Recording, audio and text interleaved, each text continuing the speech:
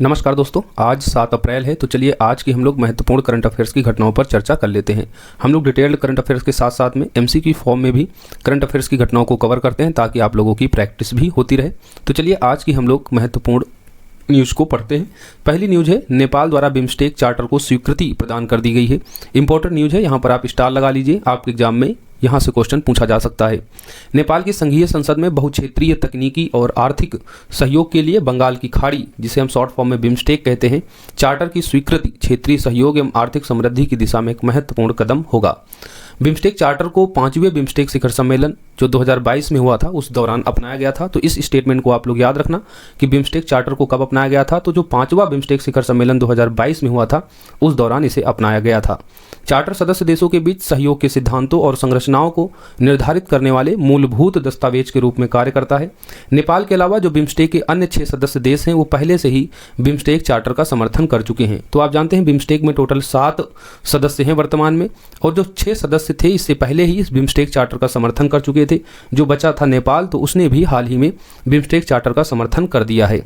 तो अब पूरे 7 सदस्य इस बिम्स्टेक चार्टर का समर्थन करते हैं।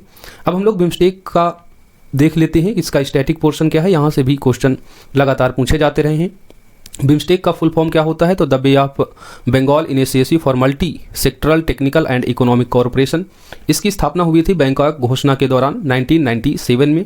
तो ये कब इस्टेब्लिश्ड हुआ था? ये वर्ष आप लोग याद रखना, 1997 में बैंकॉक घोषणा के दौरान इसकी स्थापना हुई थी।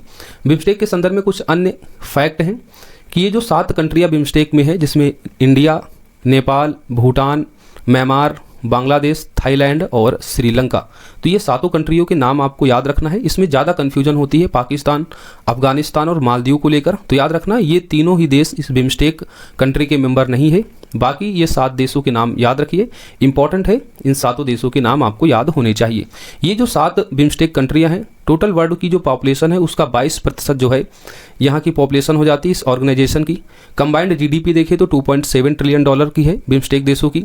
6 फोकस एरियाज हैं जिन पर बिम्स्टेक कार्य करता है, जिसमें ट्रेड है, टेक्नोलॉजी है, एनर्जी है, ट्रांसपोर्ट है, टूरिज्म और फिशर्स। ये 6 मुख्य फोकस एरियाज हैं जहाँ पर बिम्स्टेक कंट्रियाँ आपस में सहयोग करके इन्हें बढ़ावा देती हैं। बिम्स्टेक की पहली बैठक कहाँ हुई थी? थाईलैंड में हुई थी। और जो करंट बैठक होने वाली है बिम्स्टेक की वो कहाँ पर होगी? श्रीलंका की होगी। तो Sri Lanka is the current chair country and the first summit held in Thailand. तो ये सभी कुछ स्टैटिक फैक्ट हैं, आप लोगों को बिम्स्टेक के बारे में याद होना चाहिए। बढ़ते हैं अगली न्यूज़ की तरफ। अगली न्यूज़ है इरेज क्रॉसिंग से संबंधित।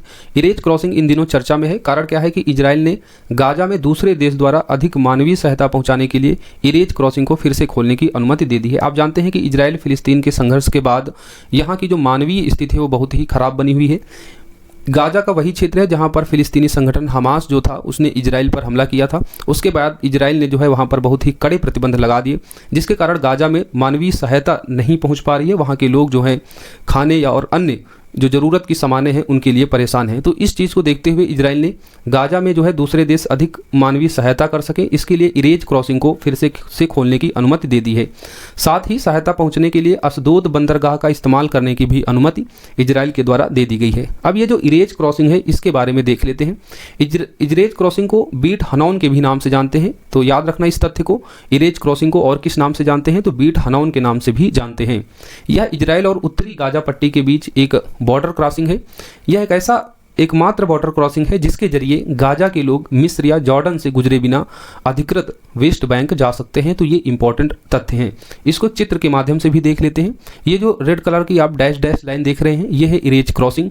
और इरेज क्रॉसिंग एकमात्र ऐसा बॉर्डर क्रॉसिंग है जहाँ जो है इस इजराइल और जॉर्डन जाए बिना इस मेडिटेरेनियन सी होते हुए आप ऑक्युपाइड वेस्ट बैंक पहुँच सकते हैं। तो ये इंपॉर्टेंट न्यूज़ है, इसे आप लोग याद रखना। अच्छा, इसके अलावा भी एक अन्य प्रमुख क्रॉसिंग है जिसे राफा क्रॉसिंग कहते हैं।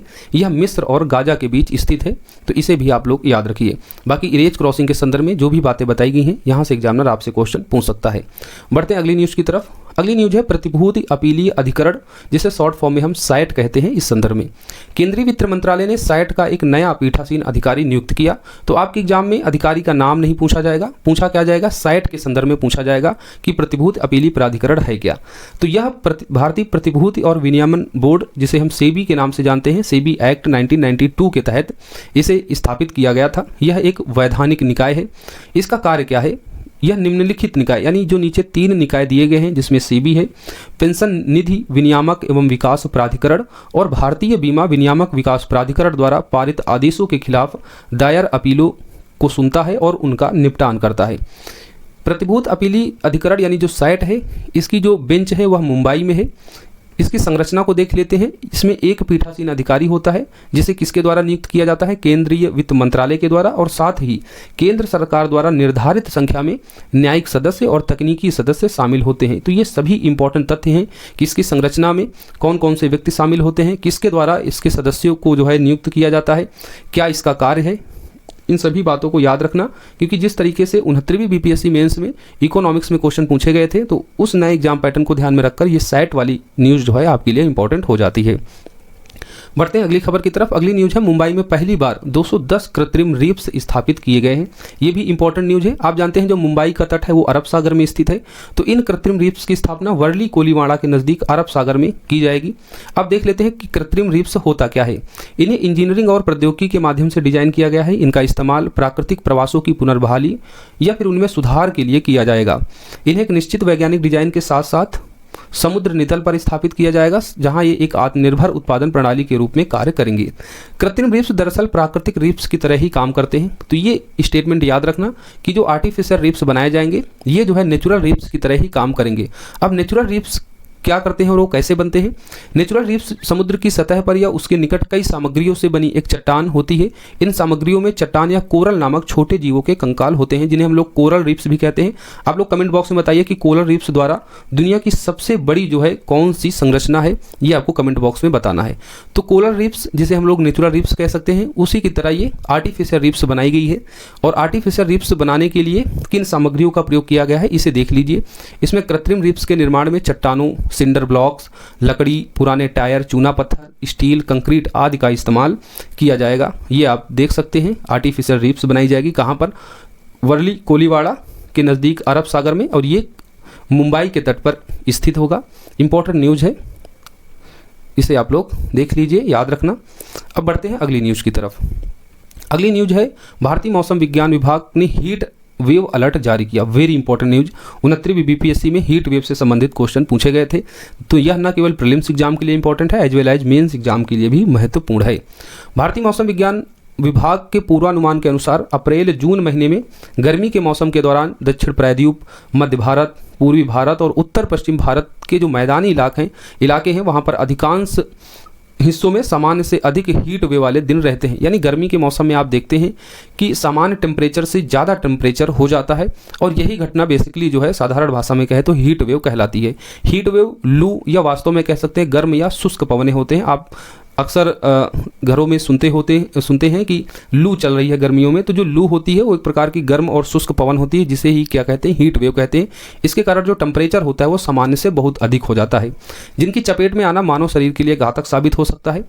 भारतीय मौसम विभाग ने हीट वेव की घोषणा तब की जाती है जब किसी स्थान का तापमान, अब यहाँ से क्वेश्चन आपकी 69वीं बीपीएससी में पूछा गया था। तो भारतीय मौसम विभाग हीट वेव की घोषणा कब करता है, जब किसी स्थान का तापमान मैदानी इलाकों में 40 डिग्री सेल्सियस, तटीय क्षेत्रों में 37 डिग्री सेल्सियस और पहाड़ी इलाकों में 30 डिग्री सेल्सियस से अधिक हो जाता है। तो याद रखना, हीट वेव की घोषणा कब की जाएगी, जब मैदानी क्षेत्रों में तापमान 40 डिग्री सेल्सियस से अधिक हो जाएगा। वहीं तटीय क्षेत्र में 37 डिग्री सेल्सियस से जब अधिक हो जाएगा, और अगर पहाड़ी इलाके में है तो वहाँ जब 30 डिग्री सेल्सियस से अधिक टेम्परेचर हो जाएगा तो हीट वेव की घोषणा की जाती है। तो ये आप लोग याद रखना, इंपॉर्टेंट है। हीट वेव के लिए जो अनुकूल दशाएं होती हैं वो किसी क्षेत्र में गर्म शुष्क पवनों का प्रवाहित होना, ऊपरी वायुमंडल में नमी का अभाव जब हो जाता है तब बादल रहित आकाश का होना, यानी बादल नहीं होते हैं, वायुमंडल में नमी नहीं होती है, पवनें जो होती हैं वो गर्म और शुष्क होती हैं, क्षेत्र के ऊपर बड़े आयाम वाले प्रतिचक्रवात की उपस्थिति जो है हीट वेव के लिए अनुकूल दशाएं उत्पन्न करती हैं। हीट वेव के प्रभाव क्या होंगे, हीट वेव के प्रभाव से स्वास्थ्य संबंधी खतरे बढ़ने की आशंका हो जाती है, जल और सौर ऊर्जा पर दबाव बढ़ने लगता है, खाद्य असुरक्षा, क्योंकि इससे फसलें जो है वो मुरझाने लगती हैं, साथ ही बौनेपन तथा जल्दी पकने की समस्या उत्पन्न हो सकती है। तो ये सभी जो है आप लोग तथ्य याद रखना, हीट वेव के क्या प्रभाव हो सकते हैं, इनके लिए कौन सी अनुकूल दशाएं होती हैं जिसके कारण हीट वेव जो है ज़्यादा से ज़्यादा तेज़ी तेजी के साथ बनने लगती हैं। और हीट वेव क्या है, ये सभी तथ्य याद रखना। और खासकर प्रीलिम्स एग्जाम में ये तथ्य याद रखना, मैदानी, पहाड़ी और तटीय क्षेत्रों में कितने से अधिक टेम्परेचर होने पर भारतीय मौसम विभाग के द्वारा जो है उसे हीट वेव घोषित कर दिया जाता है। देखते हैं अगली खबर। बिल्किस पीर पेरिस ओलंपिक जूरी में पहली भारतीय महिला होंगी। मैं अक्सर कहता हूं कि जब कोई वुमेन पर्सनालिटी किसी भी ऑर्गेनाइजेशन या किसी भी मामले में जब वो पहली बार किसी पद पर पहुंचती है या पहली बार अपना नाम दर्ज करती है, वो तो हमारे लिए वो इम्पोर्टेंट न्यूज़ हो जाती है।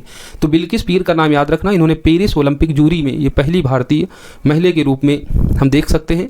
जम्मू कश्मीर की रहने वाली है कायनोइस्ट बिल्किस पीर पेरिस में जो आगामी ग्रीष्मकालीन ओलंपिक होने वाला है उसमें जूरी सदस्य के रूप में देश का प्रतिनिधित्व करने वाली ये भारत की पहली महिला होंगी। तो इंपॉर्टेंट न्यूज़ है, नाम याद रखना बिल्किस मीर का। अब हम लोग क्वेश्चन आंसर फॉर्मेट में करंट अफेयर्स की न्यूज़ को कवर करेंगे।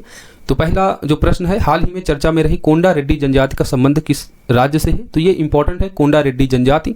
तो ये कहाँ की है? तो ये है आंध्र प्रदेश का। इसकी विकल्प सी हो जाएगा सही। कोंडा रेड्डी जनजाति आंध्र प्रदेश से संबंधित है। अब ये कोंडा रेड्डी जनजाति के बारे में देख लेते हैं और क्यों ये चर्चा में रही।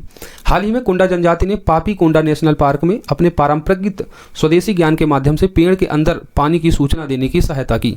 इस वृक्ष को इंडियन सिल्वर ओक अथवा फायर प्रूफ वृक्ष भी कहा जाता है। कोंडा जनजाति पीवीटीजी ग्रुप के अंतर्गत आती है। तो ये चर्चा में क्यों रहा? कोंडा जनजाति ने जो पापी कोंडा नेशनल पार्क है, यहाँ पर एक पेड़ के बारे में जानकारी दी जिस पेड़ के अंदर क्या है, पानी दिखाया गया है। यानी अगर आप उस पेड़ को काटेंगे तो उस पेड़ से क्या निकलेगा? पानी निकलेगा। और इस पेड़ का नाम क्या है? इंडियन सिल्वर ओक अथवा फायर प्रूफ वृक्ष जिसे कहा जाता है। कोंडा जनजाति पीवीटीजी ग्रुप के अंतर्गत आती है। तो पीवीटीजी ग्रुप को भी देख लेते हैं, यहाँ से भी क्वेश्चन पूछा जाता है। इसका फुल फॉर्म होता है प्रिमिटिव ट्राइब्स ग्रुप्स। ये विशेष रूप से कमजोर जनजाति समूह होते हैं। इसके अंतर्गत कुल 75 जनजातीय समूहों को जोड़ा गया। तो यानी पीवीटीजी जो समूह होता है वो अनुसूचित जनजातियों में भी जो कमजोर जनजातियां होती हैं उन समूहों को इसमें शामिल किया जाता है। और वर्तमान में ऐसे 75 जनजातीय समूह हैं जिन्हें पीवीटीजी में शामिल किया गया है।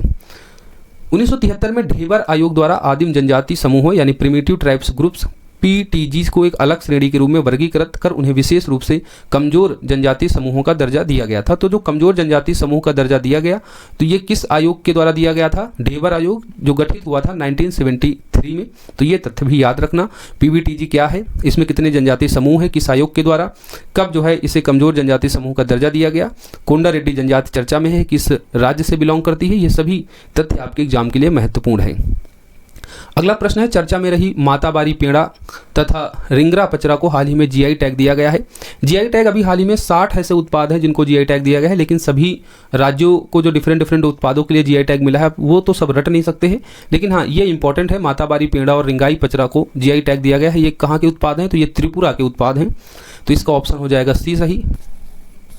अगला प्रश्न है, संयुक्त राष्ट्र शांति सैनिकों के खिलाफ अपराधों को रिकॉर्ड करने वाले अपराधियों को जवाबदेह ठहराने में हो रही वृद्धि की निगरानी के लिए निम्नलिखित में से किस देश द्वारा यूनाइटेड अवेयर प्लेटफॉर्म लॉन्च किया गया है? इंपॉर्टेंट न्यूज है। इसका जो सही उत्तर हो जाएगा वो क्या है? भारत है। हाल ही में भारत ने संयुक्त राष्ट्र शांति सैनिकों के खिलाफ अपराधों को रिकॉर्ड करने और अपराधियों को जवाबदेह ठहराने में हो रही वृद्धि की निगरानी के लिए एक नया database platform United aware platform launch किया। तो ये इंपॉर्टेंट है। इस तरीके की न्यूज़ जो है आपकी 17वीं बीपीएससी एग्जाम में या फिर अन्य कोई स्टेट पीसीएस का परीक्षा होती है तो पूछा जाता है, क्योंकि ये संयुक्त राष्ट्र से संबंधित है तो और भी ज़्यादा इंपॉर्टेंट हो जाता है। तो याद रखिए, भारत ने जो है संयुक्त राष्ट्र शांति सैनिकों के खिलाफ अपराधों को रिकॉर्ड करने और अपराधियों को जवाबदेह ठहराने में हो रही वृद्धि की निगरानी के लिए एक नया डेटाबेस प्लेटफॉर्म जिसका नाम क्या है? यूनाइटेड अवेयर प्लेटफॉर्म है, उसे लॉन्च किया गया है। अब हम लोग देखेंगे क्वेश्चन जिसका आपको जवाब देना है कमेंट बॉक्स में। तो आप लोग सभी लोग जो है इसका जवाब दीजिएगा, क्योंकि ये जो प्रश्न है इसके बारे में हमने कल जो है अपने करंट अफेयर्स की क्लास में चर्चा की थी। प्रश्न है, हाल ही में भारत के integrated guided missile development programme की 6ठी श्रेणी की मिसाइल अग्नि प्राइम का सफल प्रशिक्षण डॉक्टर एपीजे अब्दुल कलाम के द्वीप पर किया गया। इस संदर्भ में आपको बताना है कि गलत विकल्प कौन सा है। तो अग्नि प्राइम के संदर्भ में आपको 4 स्टेटमेंट दिए जाएंगे, आपको बताना है इनमें से कौन सा स्टेटमेंट गलत है। और हमने इसके बारे में डिटेल में कल चर्चा की थी, तो जिन्होंने क्लास को देखा होगा वो लोग सभी सही उत्तर देंगे। तो अग्नि प्राइम के बारे में पहला स्टेटमेंट है, यह एक बैलिस्टिक मिसाइल है। दूसरा स्टेटमेंट है कि इसकी रेंज 1000 से 2000 किलोमीटर के बीच है।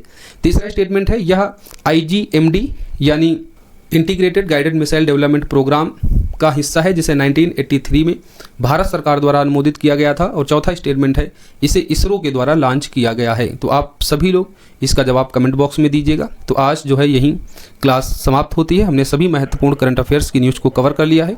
बाकी मिलेंगे हम लोग नेक्स्ट क्लास के साथ में। जब तक आप लोग पढ़ते रहें, जहाँ हैं वहाँ सुरक्षित रहें। जो भी क्वेरीज हो कमेंट बॉक्स में ज़रूर दें।